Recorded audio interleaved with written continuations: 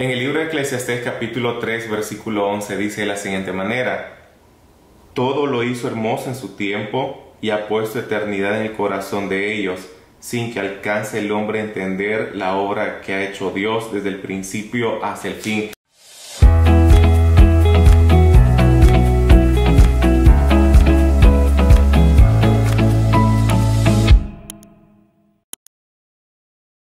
Qué alegría volver a encontrarnos, un placer saludarte, muy buenos días, buenas tardes, buenas noches, sea en el horario que vayas a estar viendo este video. Toma asiento, quiero tomar el debido tiempo para poder exponer esta palabra. No quería limitarme, sino quiero poder extenderme para que al final esto pueda ser de gran bendición para ti. Ahora estaremos abordando el tema: Dios tiene un plan perfecto para ti, un plan perfecto, así es. ¿Cuántas de nosotros nos hemos planteado, hemos planificado, hemos elaborado ciertos planes, proyecciones, al igual que las empresas al fin del año fiscal realizan sus estados financieros, su balance general, estado de resultados para poder constatar si obtuvieron una pérdida o obtuvieron una rentabilidad, si pudieron ganar? Qué bueno es poder plantearnos de la misma manera a nuestra vida personal o espiritual, que en cada cierto periodo de tiempo cuánto hemos logrado avanzar, si hemos escalado en ciertas áreas, si vamos siendo mejores. Pero también el hombre en sus aspiraciones tiene sus propios planes, desea adquirir, lograr ciertas metas. Pero también la Biblia, el apóstol Santiago nos dice, algunos planifican y dicen vamos allá, haremos esto, haremos lo otro, sin saber que el día de mañana solamente está en las manos del Señor. Y debemos de entender eso, porque muchos de nosotros tenemos ciertos planes, castillos, y hacemos grandes construcciones en nuestra imaginación, pero no sabemos si Dios está en su perfecta voluntad que nosotros hagamos eso. Dios le ha dado la capacidad al hombre de poder pensar. El hombre, en su sabiduría, en su inteligencia, comenzó a mirar las aves de los cielos y dijo: el hombre también puede volar. Y vemos esas construcciones de los aviones, y no solamente en el cielo, sino que ahora han ido hasta el espacio a través de esas naves espaciales. El hombre ha ido a las profundidades del mar, de los océanos, a través de submarinos. Y tú ves la ciencia, tú ves la capacidad que Dios le ha dado al hombre, porque también recordamos que Dios coronó esa creación a través del hombre. Ahora bien, en primer lugar, lo que debemos de saber es lo siguiente: que los planes de Dios son mejores que los míos. ¿Qué estará Dios pensando acerca de nosotros? ¿Qué es lo que va a hacer en las próximas semanas, en los próximos meses, en el próximo año? Si vamos a Génesis, vamos a ver en el capítulo 1 que después Dios de ir creando, y creó los cielos, creó los mares, creó los animales, creó al hombre, al final siempre dice: y vio Dios que era bueno. Y vio Dios que era bueno. Todo lo que Dios hace es bueno, así que debemos de confiar plenamente en Él. Dios le dice a Noé: hazte un arca, construye un arca, porque viene un diluvio, viene mi juicio sobre la faz de la tierra. ¿Qué sucede acá? Llama a un hombre que no ha ido ni a la universidad, que no ha estudiado ingeniería, que no ha estudiado arquitectura, mas sin embargo este hombre obedece. Y yo quiero resaltar acá que tu obediencia a Dios te va a llevar más allá de lo que tú piensas. La obediencia a Dios te va a llevar aún más allá de los talentos, del conocimiento que posees, de los contactos que tienes, porque es Dios quien abre y quien cierra puertas. Entonces Noé entendió ese principio, el de la obediencia. El hombre, sin ser muy letrado, solamente con sus 3 hijos, comienzan aquella ardua labor de poder construir aquel arca que ya conocemos las dimensiones, que tiene 3 niveles, que tiene 300 codos, que tiene 30, que tiene 50 codos, que tiene una ventana. Y esta gran construcción llama la atención que no tiene un timón. ¿Sabes por qué? Porque los planes de Dios tú no los maneja Dios. Entonces, qué increíble es pensar en todo esto. Como hemos dicho, los planes de Dios son mejores que los míos.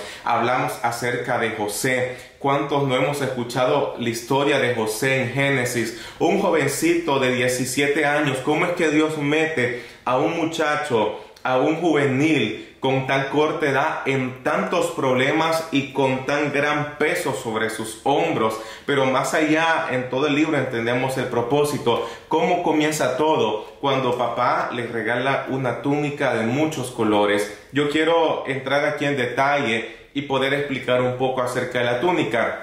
No es que la túnica en sí, porque era de muchos colores, los hermanos le tuvieron envidia, sino que cuando estudiamos la cultura hebrea vamos a entender que los esclavos, su túnica llegaba hasta las mangas y arriba de los tobillos, pero quienes usaban una túnica que le llegaba hasta la muñeca de la mano y les cubría los tobillos eran los príncipes. Entonces los hermanos de José, al ver que José portaba y estaba usando una túnica de príncipes, entonces a ellos ahí fue donde les entró la envidia. Entonces vemos que los planes de Dios son mejores que los nuestros. El muchacho no sabe lo que está pasando, hasta el punto que conocemos la historia, que fue vendido, que fue llevado de su tierra, de su familia, fue separado a un lugar donde él completamente no conocía nada. Y mientras que la historia de José se está desarrollando en esta manera, el joven no entiende, mas sin embargo Dios ya había escrito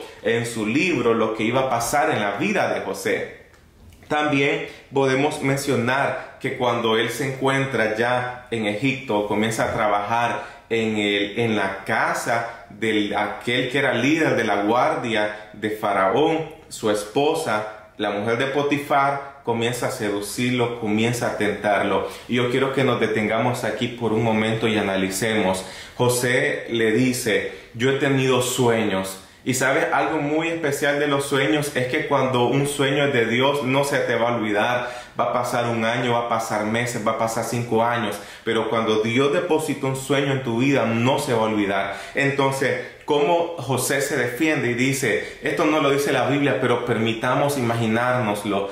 José le dice a la mujer de Potifar: yo he tenido sueños y en un sueño he visto la luna, he visto el sol y he visto 11 estrellas, pero en mis sueños tú no apareces. Entonces, lo que no está en el sueño de Dios, estimada persona que me está viendo, lo que no está en el sueño de Dios no lo toques, porque si lo tocas vas a dañar el plan y el propósito que Dios tiene para tu vida. Y en otras palabras, José también le estaba diciendo a la mujer: mis sueños son tan altos que yo no me voy a permitir arrastrarme contigo. Entonces, en primer lugar, entendemos que los planes de Dios son mejores que los míos. En segundo lugar, cuando algo es de Dios, sientes paz.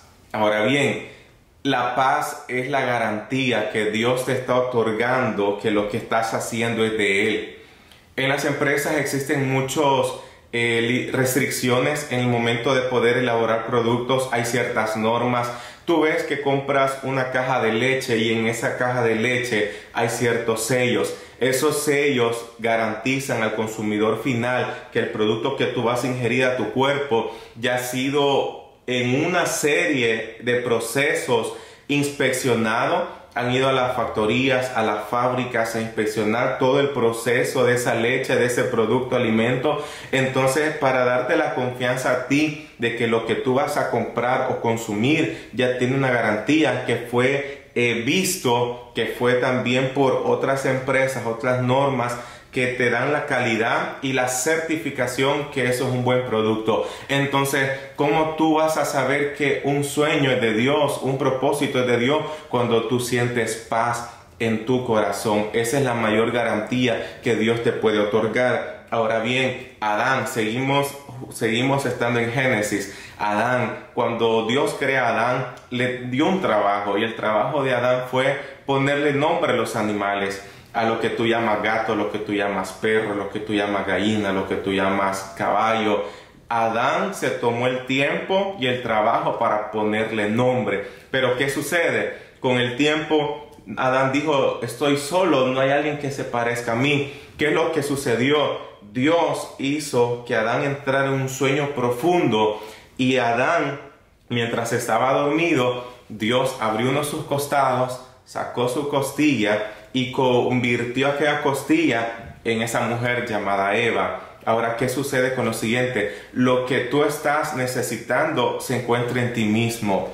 Lo que tú estás buscando se encuentra en ti mismo. Ahora bien, ¿qué sucede con lo siguiente? Y es que vemos que Dios opera a Adán de una manera increíble, hasta el punto que cuando tú pierdes algo, lo que tú pierdes se fue porque no lo necesitabas, sino que Dios trajo a ti lo que realmente ibas a estar necesitando. Y esto aplica en cualquier área de tu vida, en cualquier esfera que tú te estés manejando. Entonces, los que no suben a la naturaleza del Creador viven entretenidos en las cosas de la tierra. Por eso es que el afán, que la preocupación. Y cuando tú estás en todo este movimiento, tú lo que sientes es mucho ruido, es mucha inestabilidad, y eso no te va a permitir estar muy concentrado para poder discernir muy dentro de ti qué es lo que Dios está probando, si eso trae paz, si eso no es de Dios. Pero necesitas la garantía de Dios, y esa garantía es a través de la paz que Dios te da. Adán cometió un error, y es que cambió lo eterno por lo momentáneo.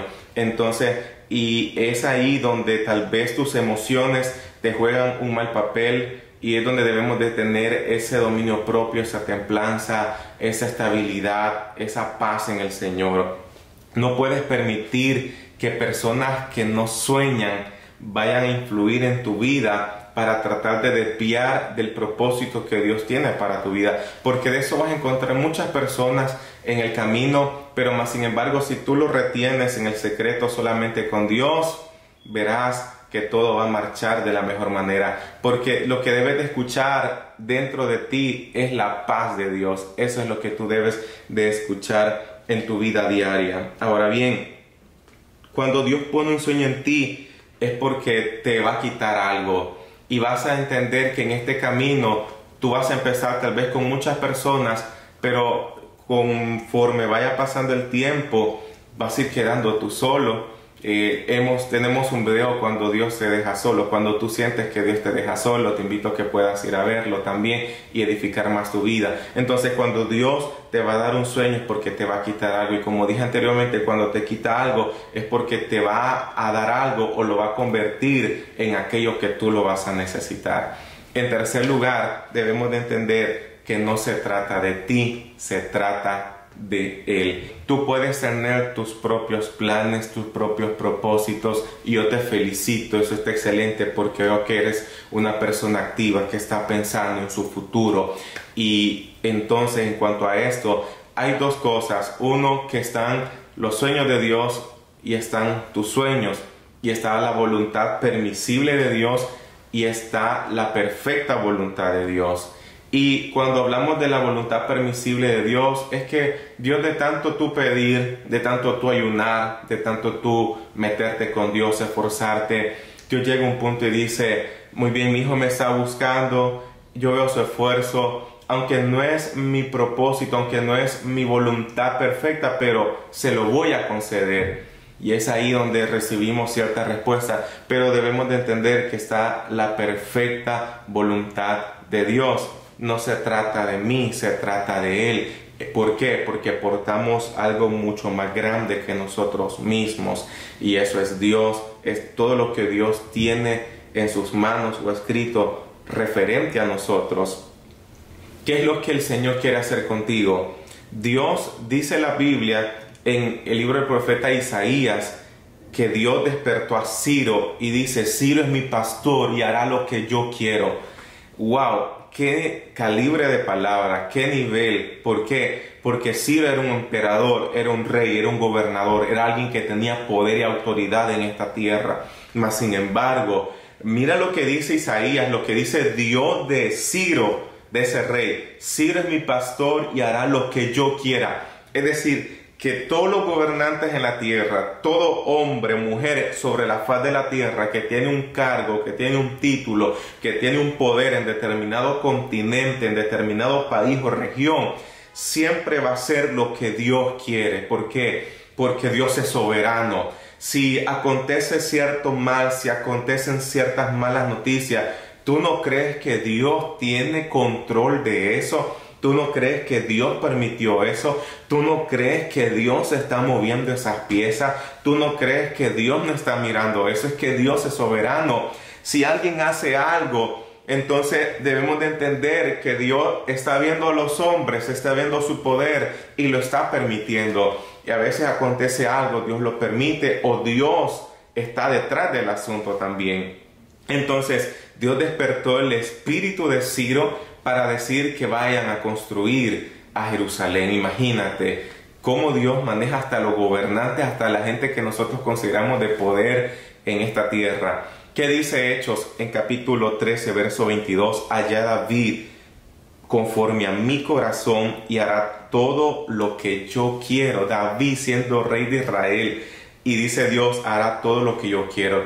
¿Por qué la Biblia dice que David es conforme al corazón de Dios? Yo quiero explicártelo de dos maneras. La primera es que, a diferencia de Saúl fue ungido con una redoma, y una redoma es elaborada por manos de hombre, pero David fue ungido con un cuerno, y un cuerno es procedente de un animal. ¿Y quién creó el animal? Lo creó Dios. Entonces vemos que la perfecta voluntad de Dios es David para Israel, pero la voluntad permisible de Dios para Israel fue Saúl. Pero debemos de entender que Dios estaba con David. Entonces, ¿cuál era la diferencia de estos dos hombres? Que Dios le daba orden a Saúl, y Saúl hacía las cosas a medias, era un mediocre, obedecía, a veces sí, a veces no. Pero ¿qué pasa con David?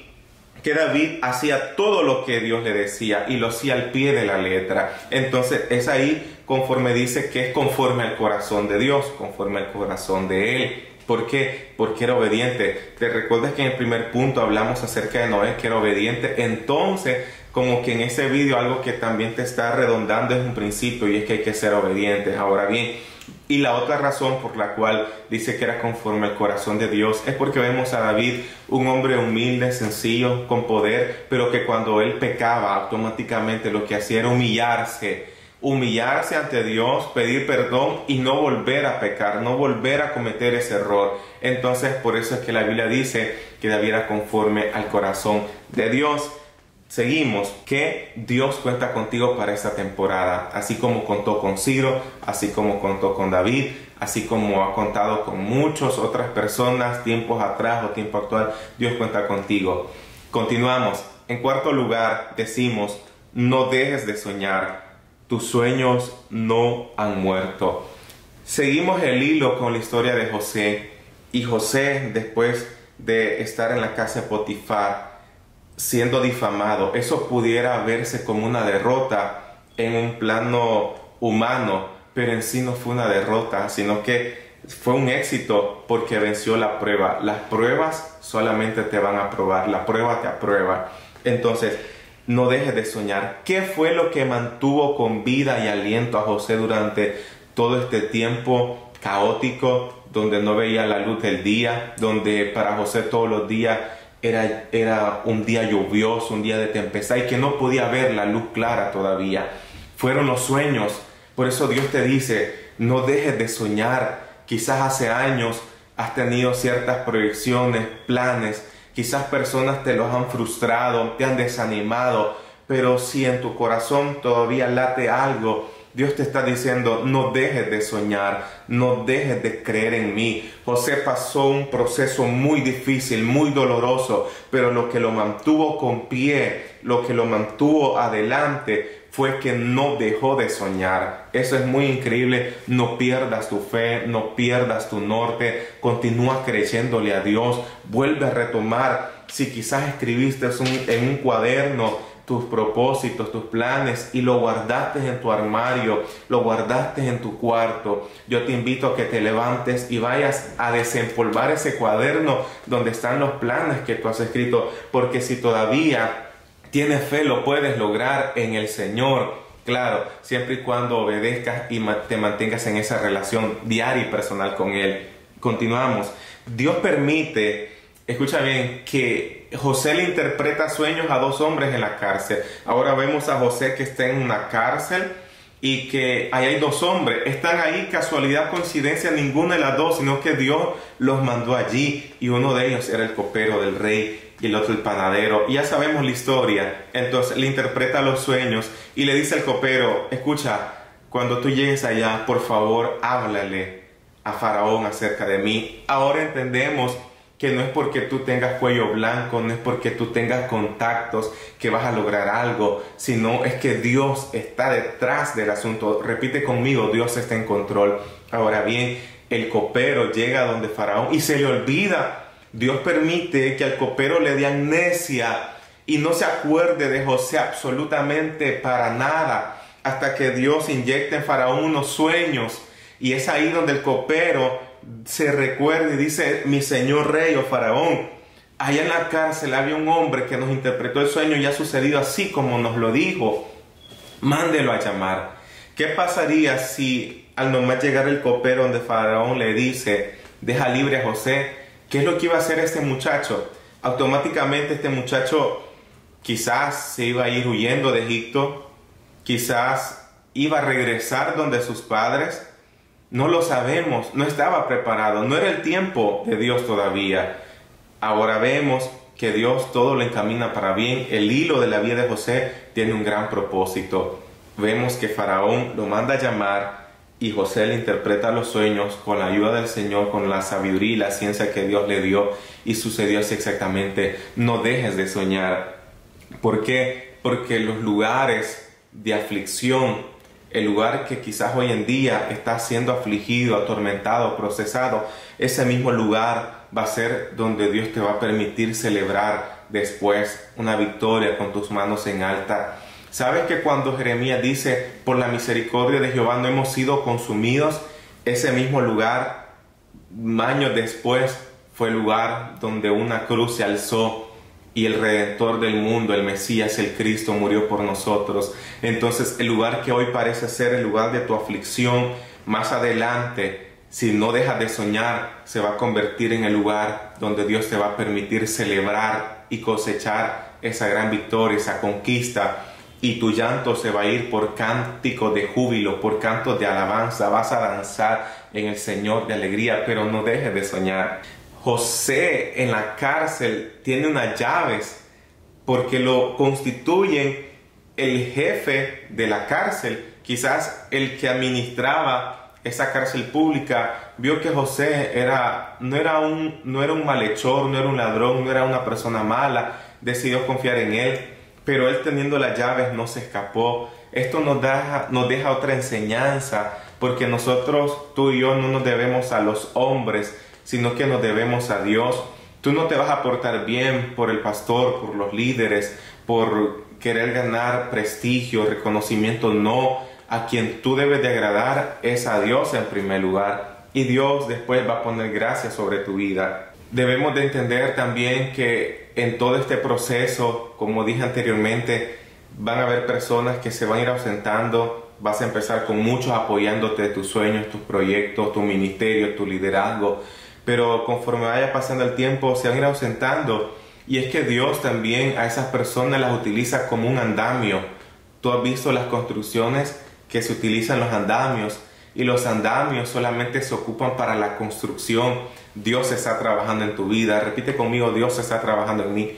Dios está trabajando en tu vida, y va a poner los andamios, va a poner las personas, va a poner los contactos, porque esas personas solamente van a estar en el proceso de tu construcción, mientras Dios está trabajando, poniéndote en alto, pero después Dios los quita. Así que no debes de pensar mal, no debes de llorar por las personas, los contactos que desaparecieron, sino que dale gracias a Dios por todo. Dale gracias a Dios por todo. Los sueños, aunque los consideres pequeños, ponlos en las manos de Dios, porque todo sueño pequeño en las manos de Dios, Dios los convierte en grandes proyectos si no dejas de soñar. En quinto lugar, eres la respuesta de Dios para este tiempo.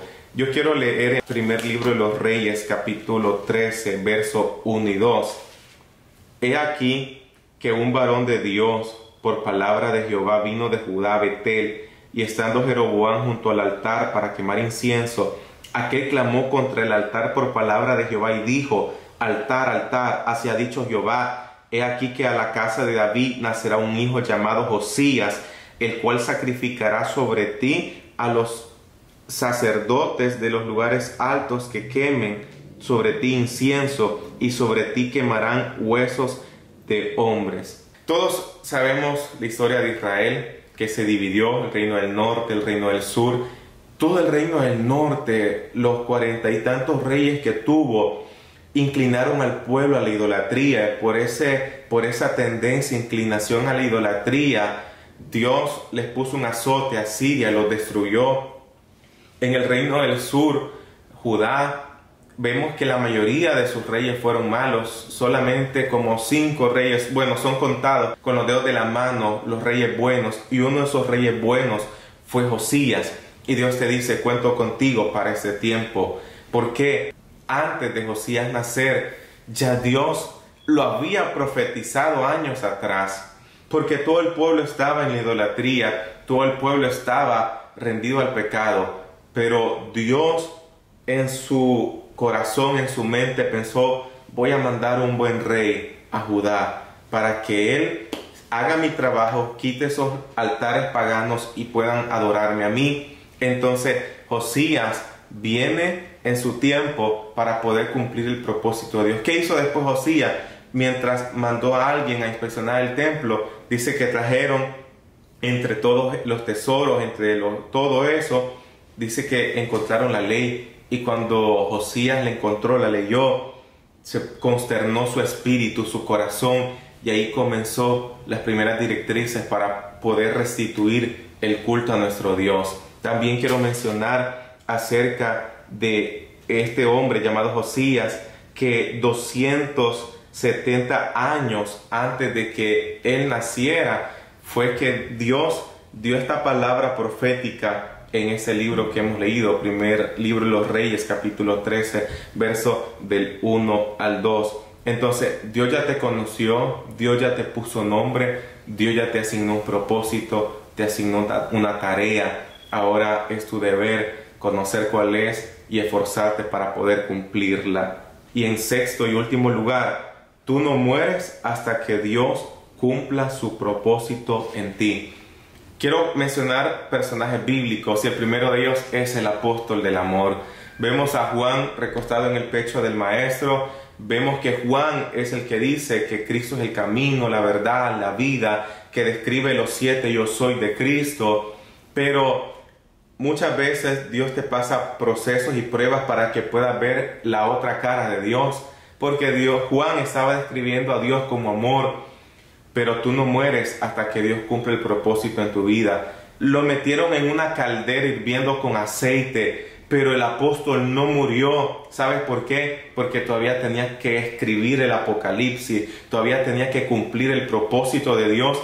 Y aquel que decía que Dios es amor, ahora escribe en el primer capítulo de Apocalipsis a un hombre de blanco que sus ojos son como llamas de fuego. Ahora mira a Dios desde otra perspectiva, como el gran yo soy, como el gran Dios todopoderoso. También puedo mencionar a otros personajes bíblicos como el anciano Simeón, que Dios le prometió que no iba a morir, que sus ojos no se iban a apagar hasta que viera al Mesías, al Redentor del mundo. Tú lo puedes leer en los evangelios y este hombre vivió mucho, y así fue. Cuando Simeón vio a Jesús, cuando lo llevaron a presentar al templo, él dijo, ahora permite que tu siervo pueda dormir en paz, refiriéndose a la muerte de él. También vemos que la razón por la cual tú no estás muerto es porque Dios todavía tiene planes contigo. Quizás el diablo quiso destruirte por medio de la drogadicción, del alcoholismo, de la pornografía, de un accidente, de una enfermedad. Y tú te preguntas, ¿cómo yo estoy con vida todavía?